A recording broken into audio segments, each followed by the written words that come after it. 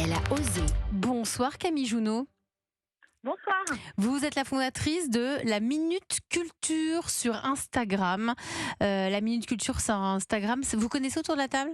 Oui, tout à fait. J'en connais, Absolument. Marie-Christine Oui, tout vous à fait. connaît, Ouais, très et chouette. Philippine, vous êtes connue, mais pour les auditeurs, s'ils ne connaissent pas, c'est quoi la Minute Culture, Camille ?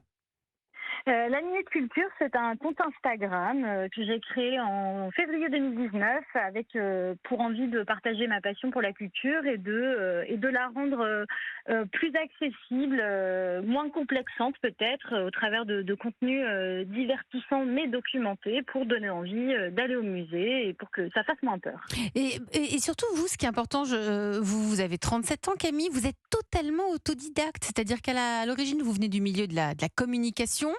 Et vous avez travaillé pour une agence qui avait comme client Google, et comme vous parliez l'anglais, vous vous y connaissiez un petit peu dans l'histoire de l'art, vous êtes devenu social manager pendant 3 ans.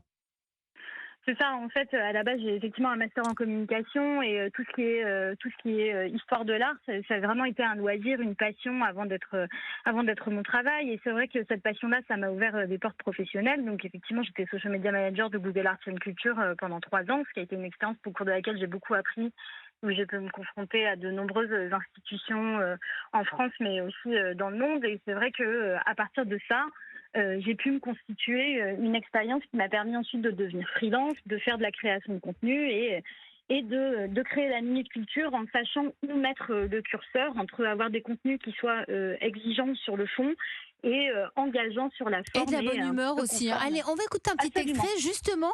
Il y a un petit lien avec le château de Fontainebleau. Comment des fresques du château de Fontainebleau sont-elles devenues impossibles à admirer ? À la Renaissance, on entre à Fontainebleau par la Grande Porte, ou plus exactement la Porte Dorée. Architecture, peinture, sculpture, cette œuvre d'art totale ne manque pas d'épater les courtisans. Pour souligner le prestige... Vous connaissez Marie-Christine Labourdette, vous l'avez vue ? Bien, oui, Oui. très bien. Oui, je savais que Camille était venue faire un petit tour sur la Porte Dorée, sur laquelle nous avons une grande opération de restauration et de recherche de mécénat. Donc, merci de votre aide et de votre appui, Camille. Camille, comment vous choisissez ? Pourquoi vous vous êtes dit, tiens, justement, on va aller voir la porte dorée du château de Fontainebleau ? Alors, en fait, ce qui était très intéressant, c'est que ce contenu-là, il existe dans un contexte un peu plus large, qui est celui du Festival de l'Histoire de l'Art, qui déroule tous les ans à Fontainebleau, et qui est organisé par le château de Fontainebleau et par l'INHA, l'Institut de l'Histoire de l'Art.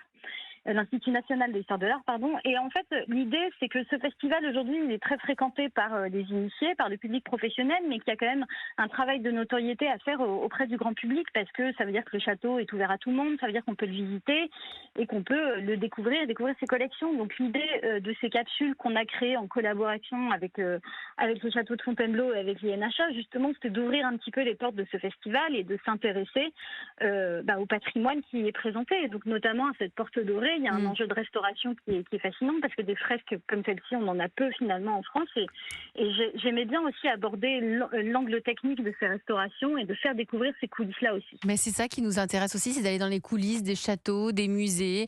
Voilà, c'est aujourd'hui, Camille, 157 000 abonnés à votre compte, c'est ça ? Oui, c'est ça. 157 000 en à peine 4 ans, ce qui prouve bien. Merci d'avoir été avec nous parmi nous ce soir, Camille.